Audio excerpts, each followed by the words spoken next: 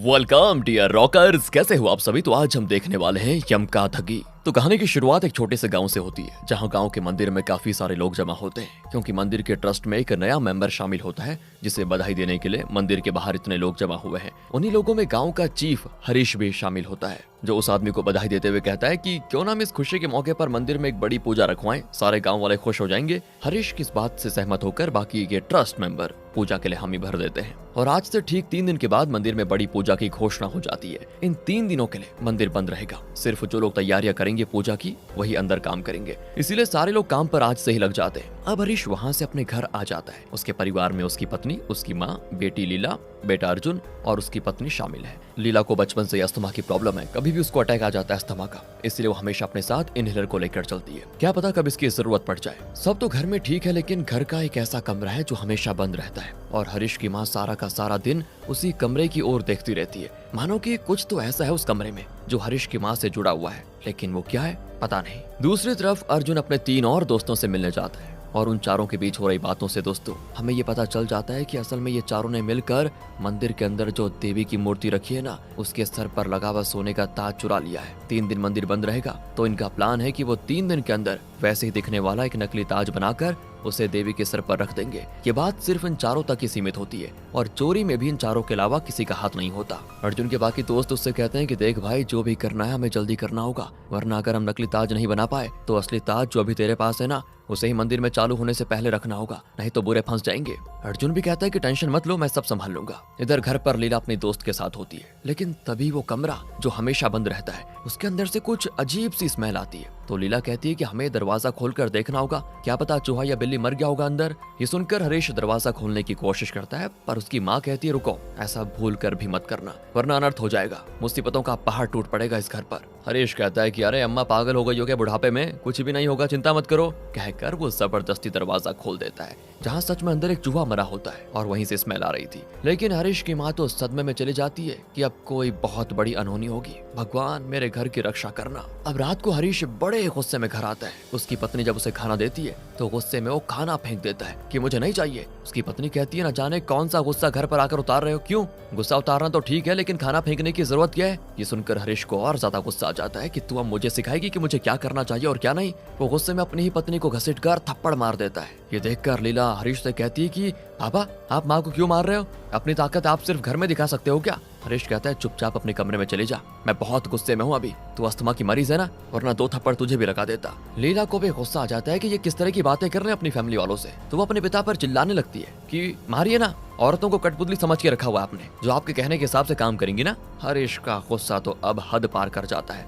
इसीलिए वो लीला को भी थप्पड़ मार देता है, और ये देखकर बेचारी वो रोते रोते अपने कमरे की ओर चली आती है। यहाँ से कुछ घंटे गुजर जाते हैं, लेकिन लीला कमरे से बाहर नहीं आती। तो लीला की माँ को लगता है कि शायद वो सो गई होगी, इसीलिए वो उसके कमरे की लाइट्स बंद करने चली जाती है। लेकिन तब जो वो अपनी आंखों से सामने देखती है ना, ये नजारा कोई भी माँ कभी जिंदगी में नहीं देखना चाहेगी। उसे अपनी आंखों के सामने लीला पंखे से लटकी हुई दिखाई देती है, जिसने आत्महत्या कर ली थी। पूरे घर में उदासी छा जाती है। तभी अर्जुन के वो चोर दोस्त भी घर में आ जाते हैं। वो सभी कहते हैं कि देखो, पुलिस को इसके बारे में ना ही बताया जाए तो बेहतर होगा, वरना वो सब पोस्टमार्टम करके शरीर के अंग को बाहर निकालेंगे, जो कि हमारे इस गांव की परंपरा नहीं है। इसीलिए अर्जुन अपने पिता से कहता है कि पापा आपका क्या कहना है, हमें पुलिस को इसके बारे में बताना चाहिए या फिर नहीं? हरीश कहता है तुझे जो सही लगता है वो कर, मेरी तो दुनिया उजड़ गई, मेरी बच्ची मुझसे हमेशा हमेशा के लिए चली गई। बचपन से अस्थमा जैसी बीमारी को बर्दाश्त कर रही थी बेचारी, लेकिन पिता की इतनी सी डांट बर्दाश्त नहीं कर सकी। मैं जिम्मेदार हूँ अपनी बेटी की मौत का, मैंने ही अपनी बेटी को आत्महत्या करने पर मजबूर कर दिया। तो अब अर्जुन और बाकी लोग मिलकर अपने परिवार की इज्जत बचाने का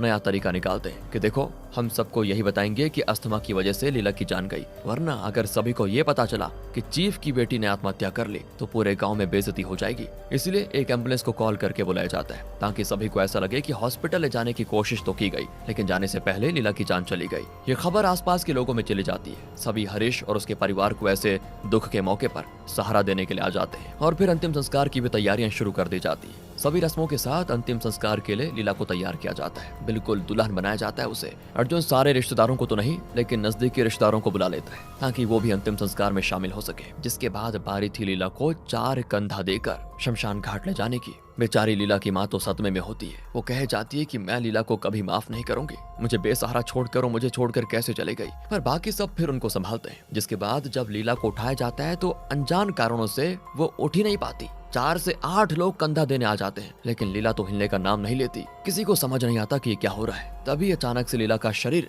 एक झटका खाता है, कुछ सेकंड्स के लिए सही, लेकिन उसका शरीर हिला जरूर था। और ये देखकर जितने भी लोग वहाँ कंधा देने के लाए होते हैं, सभी डर के मारे वहाँ से भाग जाते हैं। बाहर खड़े लोग हैरान कि इन्होंने क्या अंदर भूत देख लिया है क्या, जो ऐसे भागते हुए बाहर आ रहे हैं। तो अंदर से आए लोग कहते हैं कि लाश हिल रही है, शायद वो जिंदा है या मरने के बाद भी उसकी आत्मा अंदर मौजूद है। लेकिन दोस्तों, जाहिर सी बात थी कि किसी को इस बात पर भरोसा नहीं होगा, तो कुछ और लोग अंदर जाने का फैसला करते हैं। लेकिन वो लोग अंदर गए थे कि अचानक से लीला का मृत शरीर उठकर बैठ जाता है। ये देखने के बाद तो जो सभी की हालत खराब होती है ना, इसका तो अंदाजा भी नहीं लगाया जा सकता। अब बाहर जो लोग थे उन्होंने तो अंदर जाने से बिल्कुल मना कर दिया था कि जरूर कुछ ना कुछ गड़बड़ है। सारे गांव वाले आकर जमा हो जाते हैं कि लाश उठकर बैठ कैसे सकती है। सभी को लीला की बड़ी टेंशन होती है, लेकिन अर्जुन और उसके दोस्त तो अभी भी उस ताज की टेंशन में होते हैं। अर्जुन कहता है कि चिंता मत करो, मैंने सारा बंदोबस्त कर लिया है और असली वाला ताज मैंने अपने घर में ही छुपा दिया है, बाद में उसे बेचकर अच्छे पैसे छाप लेंगे। तो दोस्तों, असल में जब हरीश ने लीला को थप्पड़ मारा था, उसके बाद ही अर्जुन घर पर आया था ताकि ताज को तब तक घर में छुपा दे।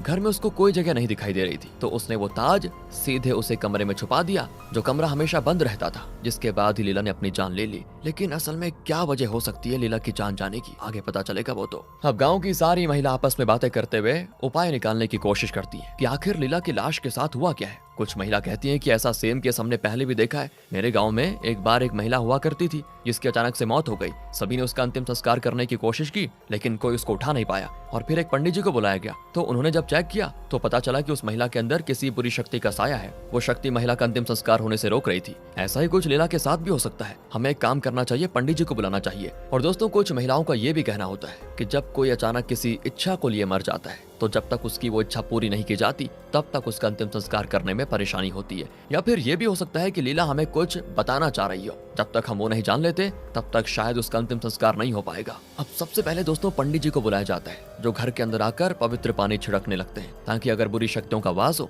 तो वो भाग जाए। लेकिन अचानक ही कोई अदृश्य शक्ति उस पर हमला कर देती है, जिस वजह से पंडित जी डर के मारे तुरंत घर से भाग जाता है। कहता है कोई मामूली आत्मा नहीं है ये, वो बहुत ही ताकतवर है, कोई नहीं बचेगा उससे। अब ये चीज भी विफल होता देखकर अर्जुन की पत्नी उससे कहती है, मेरे ख्याल से हमें सभी को बता देना चाहिए कि लीला ने आत्महत्या की है, ना कि अस्थमा की वजह से उसकी जान गई। हो सकता है कि इसी वजह से उसके अंतिम संस्कार में परेशानी हो रही हो। अर्जुन तो इसके लिए साफ मना कर देता है, लेकिन दूसरा एक रिश्तेदार सभी गांव वालों के सामने बता देता है कि लीला ने आत्महत्या की है और इज्जत बचाने के लिए हरीश ने आप सभी से झूठ कहा कि अस्थमा की वजह से उसकी जान गई, माफ कर देना हमें। ये सुनकर सारे गांव वाले गुस्सा हो जाते हैं कि ऐसा झूठ हरीश ने कैसे बोल दिया, वो भी चीफ होने के बावजूद। तो हरीश सभी से माफी मांगते हुए कहता है कि देखो, मैं मानता हूँ मेरी गलती है, मैंने खुद की और अपनी बेटी की इज्जत बचाने के लिए ऐसा किया। उसके मरने के बाद भी लोग उस पर सवाल उठाते कि न जाने कौन से कारणों की वजह से उसने आत्महत्या की। लोग तो अलग अलग बातें सोचने लगते, इसलिए मुझे आप सभी से ये बात छुपानी पड़ी। ये सुनकर सारे गांव वाले हरीश से कहते हैं कि जो भी आपने किया वो सही था, अगर आपकी जगह हम होते तो हम भी यही करते। तब वहाँ पर पुलिस वाले भी आ जाते हैं, जिन्हें खबर मिल चुकी थी कि किसी ने आत्महत्या की है। अब पुलिस वाले सभी गांव वालों पर चिल्लाते हैं कि कानून को अपने हाथ में लेना सही नहीं है। जो हमें आंखों से नजर आता है वो सच नहीं होता। दिखने में तो नजर आ रहा है कि आत्महत्या है, लेकिन बात कुछ और भी हो सकती है। इसलिए अब से हम यहाँ जांच करेंगे और जांच के बाद ही अंतिम संस्कार किया जाएगा। पुलिस वाले पहले घर की अच्छे से तलाशी लेते हैं, लेकिन हैरानी की बात यह है कि उनके साथ कुछ अजीब नहीं होता। ना ही कोई बुरी शक्ति उन पर हमला करती है, ना ही कुछ। अब तलाशी लेने के बाद पुलिस वाले गांव के ही कुछ लोगों को शव उठाकर एम्बुलेंस में डालने को कहते हैं ताकि लीला को हॉस्पिटल ले जाया जा सके।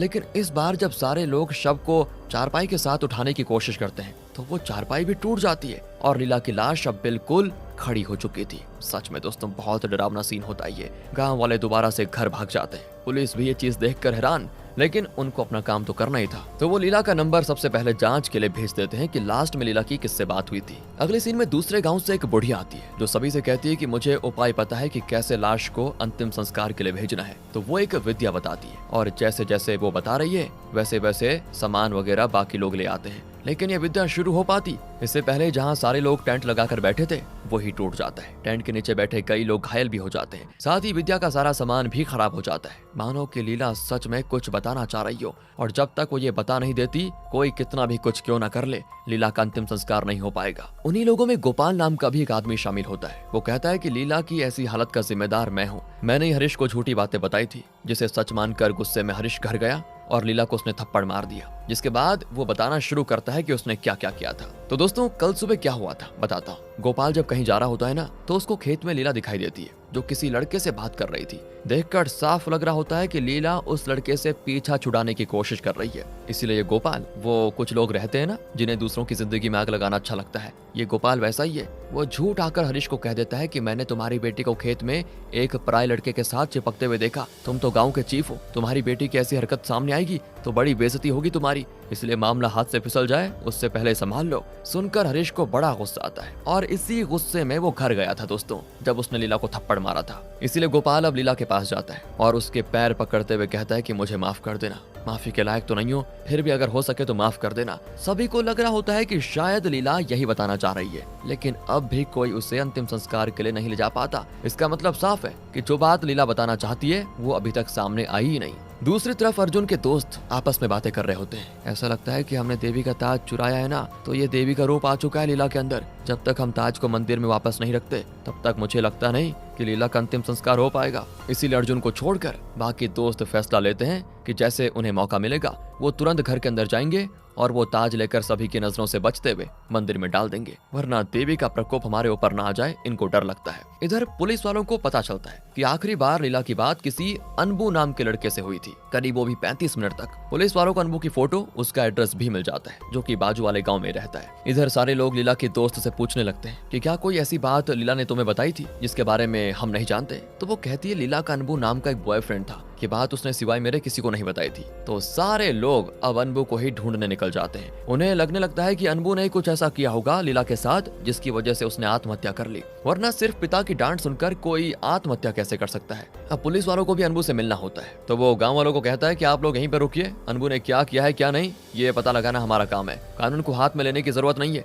जिसके बाद पुलिस वाले गाँव के 2-3 बंदों को साथ लेकर अनबू के घर के लिए निकल जाते हैं। तो वहीं अनबू का तो खुद ही रो रो कर बुरा हाल हो जाता है। जब से उसने लीला की मौत की खबर सुनी थी ना, वो तो आखिरी बार लीला को देखना भी चाहता था, लेकिन उसके घर वालों ने उसको जाने से रोक दिया क्योंकि सभी उसको गलत समझेंगे और उस पर हमला भी कर सकते हैं। लेकिन अनबू की ऐसी तड़प को देखकर उसके पिता उसे लीला से मिलवाने लेकर जाते हैं। ये दोनों घर से निकले होते हैं कि तभी पुलिस वहां पर पहुंच जाती है, जिन्हें पता चल जाता है कि अनबू तो लीला से मिलने गया है। अब यहाँ से हमें कुछ टाइम पहले का सीन दिखाया जाता है जहाँ लीला और अनबू एक साथ होते हैं। लीला अनबू को बहुत ज्यादा पसंद करती है, उसके लिए कुछ भी करने को तैयार। बस फर्क इतना है कि अनबू नीची कास्ट वाला लड़का है तो लीला ऊंची कास्ट की है, ऊपर से गाँव की चीफ की बेटी भी।